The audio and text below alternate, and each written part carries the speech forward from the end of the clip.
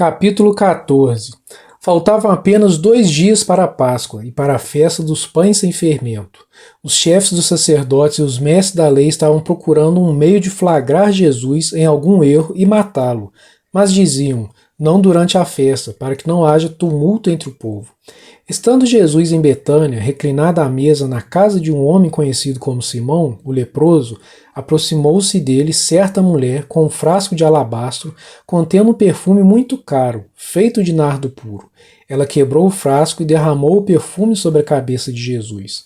Alguns dos presentes começaram a dizer uns aos outros, indignados, porque esse desperdício de perfume ele poderia ser vendido por 300 denários e o dinheiro ser dado aos pobres, e eles a repreendiam severamente. Deixem-na em paz, disse Jesus, por que a estão perturbando?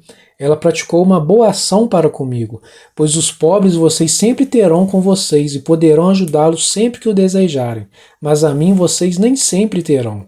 Ela fez o que pôde, derramou o perfume em meu corpo antecipadamente, preparando-o para o sepultamento. Eu asseguro que onde quer que o evangelho for anunciado em todo o mundo, também o que ela fez será contado em sua memória.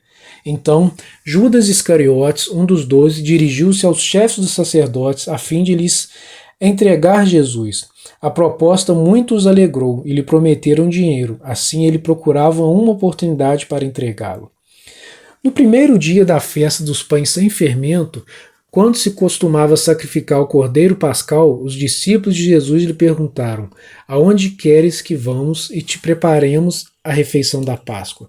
Então ele enviou 2 de seus discípulos, dizendo-lhes: entrem na cidade, e um homem carregando um pote de água virá ao encontro de vocês. Sigam-no e digam ao dono da casa em que ele entrar. O mestre pergunta: onde é meu salão de hóspedes, no qual poderei comer a Páscoa com meus discípulos? Ele mostrará uma ampla sala no andar superior, mobiliada e pronta. Façam ali os preparativos para nós. Os discípulos retiraram, entraram na cidade e encontraram tudo como Jesus lhes tinha dito, e prepararam a Páscoa. Ao anoitecer, Jesus chegou com os 12. Quando estavam comendo, reclinados à mesa, Jesus disse: digo que certamente um de vocês me trairá, alguém que está comendo comigo. Eles ficaram tristes, e um por um lhe disseram: com certeza não sou eu. Afirmou Jesus: é um dos 12, alguém que come comigo do mesmo prato. O Filho do Homem vai, como está escrito a seu respeito, mas ai daquele que trai o Filho do Homem. Melhor seria não haver nascido. Enquanto comiam, Jesus tomou o pão, deu graças, partiu e deu aos discípulos, dizendo: tomem, isto é o meu corpo. Em seguida tomou o cálice, deu graças, ofereceu aos discípulos e todos beberam.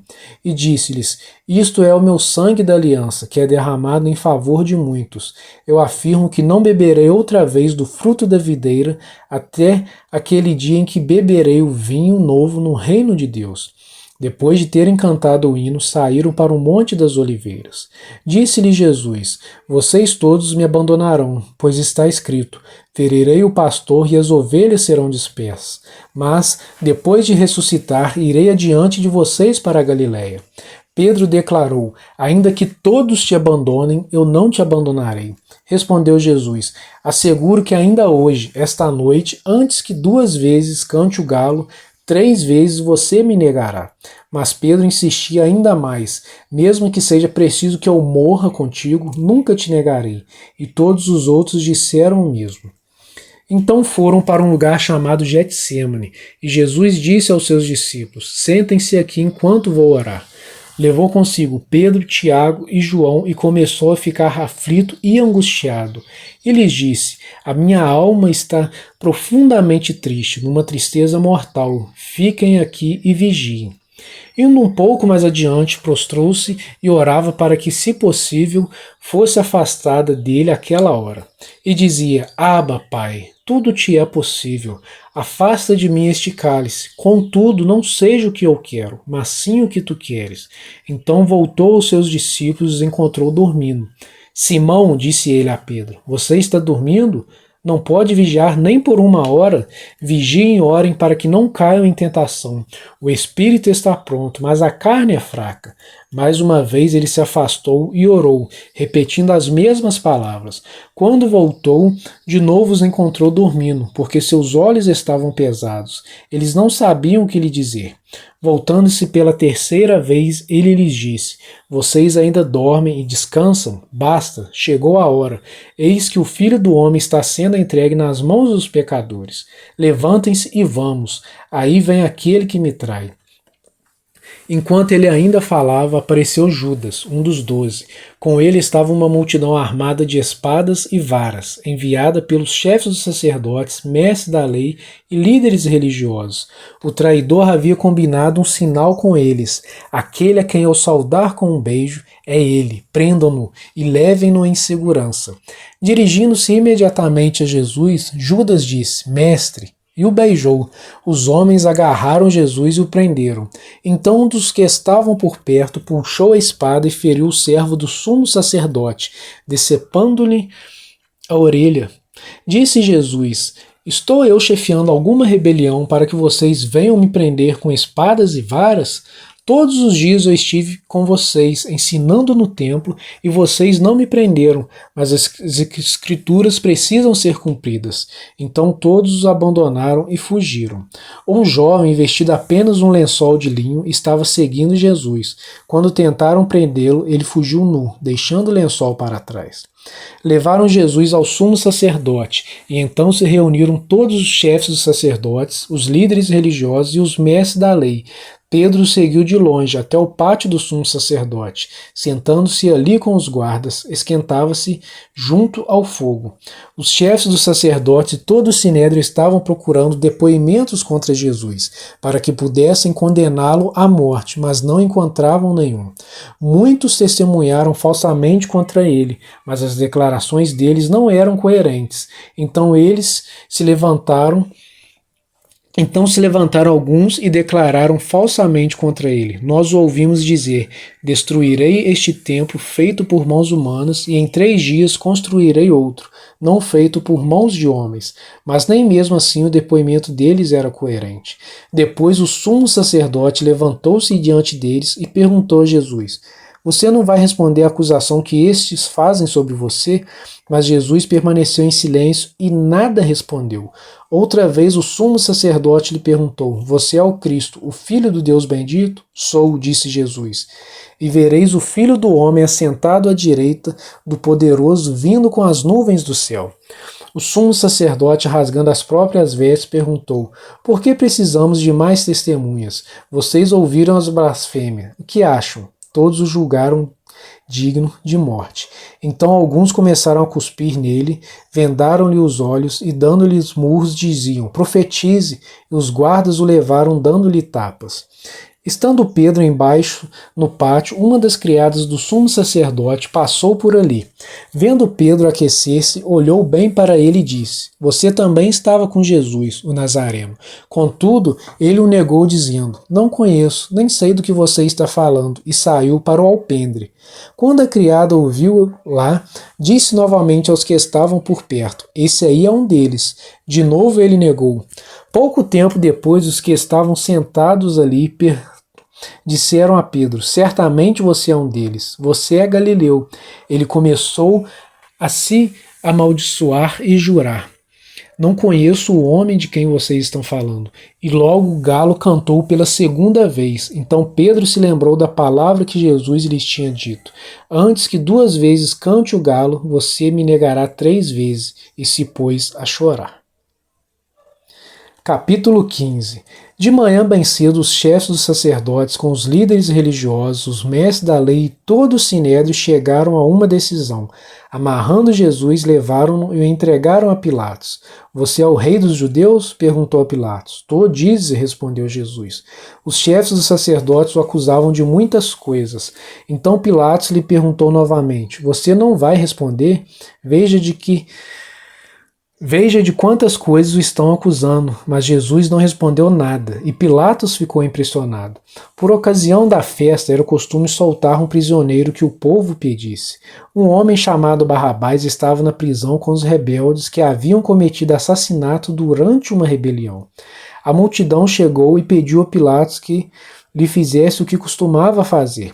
Vocês querem que eu solte o rei dos judeus? Perguntou Pilatos, sabendo que fora por inveja que os chefes dos sacerdotes lhe haviam entregado Jesus.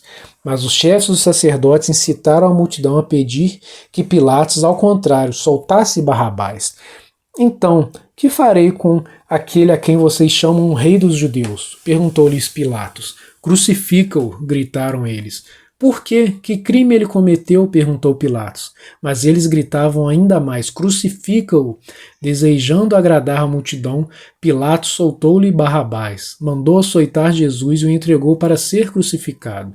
Os soldados levaram Jesus para dentro do palácio, isto é, ao pretório, e reuniram toda a tropa. Vestiram-no com um manto de púrpura, depois fizeram uma coroa de espinhos e a colocaram nele, e começaram a saudá-lo, salve rei dos judeus. Batiam-lhe na cabeça com uma vara e cuspiam nele, ajoelhavam-se e lhe prestavam adoração. Depois de terem zombado dele, tiraram-lhe o manto de púrpura e vestiram-lhe suas próprias roupas. Então o levaram para fora a fim de crucificá-lo. Certo homem de Cirene, chamado Simão, pai de Alexandre e de Rufo, passava por ali. Chegando do campo, eles o forçaram a carregar a cruz. Levaram Jesus ao lugar chamado Gólgota, que quer dizer lugar da caveira. Então lhe deram vinho misturado com mirra, mas ele não o bebeu. E o crucificaram, dividindo as roupas dele, tirando sortes para saber com o que cada um iria ficar. Eram 9 horas da manhã quando o crucificaram, e assim estava escrito na acusação contra ele, o rei dos judeus. Com ele crucificaram 2 ladrões, um à sua direita e o outro à sua esquerda. E cumpriu-se a escritura que diz, ele foi contado entre os transgressores. Os que passavam lançavam-lhe insultos, balançando a cabeça e dizendo, ora, você que destrói o templo e reedifica em 3 dias, desça da cruz e salve-se a si mesmo. Da mesma forma, os chefes dos sacerdotes e os mestres da lei zombavam dele entre si, dizendo, salvou os outros, mas não é capaz de salvar-se a si mesmo. O Cristo, o Rei de Israel, desça da cruz, para que o vejamos e creiamos. Os que foram crucificados com ele também o insultavam. E houve trevas sobre toda a terra, do meio-dia às 3 horas da tarde. Por volta das 3 horas da tarde, Jesus bradou em alta voz, Eloi, Eloi, lama sabachthani, que significa, meu Deus, por que me abandonaste? Quando alguns dos que estavam presentes ouviram isso, disseram, ouça, ele está chamando Elias. Um deles correu, embebeu uma esponja em vinagre, colocou-a na ponta de uma vara e deu a Jesus para beber e disse, deixem-no, vejamos se Elias vem tirá-lo daqui. Mas Jesus, com um alto brado, expirou, e o véu do santuário rasgou-se em 2 partes, de alto a baixo. Quando o centurião que estava em frente de Jesus ouviu seu brado e viu como ele morreu, disse, realmente este homem era o Filho de Deus. Algumas mulheres estavam observando de longe, entre elas estavam Maria Madalena, Salomé e Maria, mãe de Tiago, o mais jovem, e de José. Na Galiléia eles tinham seguido e servido a Jesus. Muitas outras mulheres que tinham subido com ele para Jerusalém também estavam ali. Era o dia da preparação, isto é, a véspera do sábado. José de Arimateia, membro de destaque do Sinédrio, que também esperava o reino de Deus, dirigiu-se corajosamente a Pilatos e pediu o corpo de Jesus. Pilatos ficou surpreso ao ouvir que ele já tinha morrido. Chamando o centurião, perguntou-lhe se Jesus já tinha morrido. Sendo informado pelo centurião, entregou o corpo a José. Então José comprou um lençol de linho, baixou o corpo da cruz, envolveu-o no lençol e o colocou num sepulcro cavado na rocha. Depois fez rolar uma pedra sobre a entrada do sepulcro. Maria Madalena e Maria, mãe de José, viram onde ele fora colocado. Capítulo 16. Quando terminou o sábado, Maria Madalena, Salomé e Maria, mãe de Tiago, compraram especiarias aromáticas para ungir o corpo de Jesus. No primeiro dia da semana, bem cedo, ao nascer do sol, elas se dirigiram ao sepulcro, perguntando umas às outras, quem removerá para nós a pedra da entrada do sepulcro? Mas quando foram verificar, viram que a pedra, que era muito grande, havia sido removida. Entrando no sepulcro, viram um jovem vestido de roupas brancas, assentado à direita, e ficaram amedrontadas. Não tenham medo, disse ele. Vocês estão procurando Jesus, o Nazareno, que foi crucificado? Ele ressuscitou. Não está aqui. Vejam o lugar onde o haviam posto. Vão e digam aos discípulos dele e a Pedro. Ele está indo adiante de vocês para a Galiléia. Lá vocês o verão, como ele disse. Tremendo e assustadas, as mulheres saíram e fugiram do sepulcro, e não disseram nada a ninguém, porque estavam amedrontadas. Quando Jesus ressuscitou na madrugada do primeiro dia da semana, apareceu primeiramente a Maria Madalena, de quem havia expulsado 7 demônios. Ela foi e contou aos que com ele tinham estado. Eles estavam lamentando e chorando. Quando ouviram que Jesus estava vivo e fora visto por ela, não creram. Depois, Jesus apareceu noutra forma a 2 deles, estando eles a caminho do campo. Eles voltaram e relataram isso aos outros, mas também nestes eles não creram. Mais tarde, Jesus apareceu aos 11, enquanto eles comiam. Censurou-lhes a incredulidade e a dureza de coração, porque não acreditaram nos que o tinham visto depois de ressurreto. E disse-lhes: vão pelo mundo todo e preguem o evangelho a todas as pessoas. Quem crer e for batizado será salvo, mas quem não crer será condenado. Estes sinais acompanharão os que crerem. Em meu nome expulsarão demônios, falarão novas línguas, pegarão em serpentes, e se beberem algum veneno mortal, não lhes fará mal nenhum.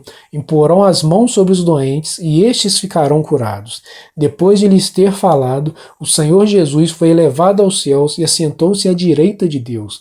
Então os discípulos saíram e pregaram por toda a parte, e o Senhor cooperava com eles, confirmando-lhes a palavra com os sinais que a acompanhavam.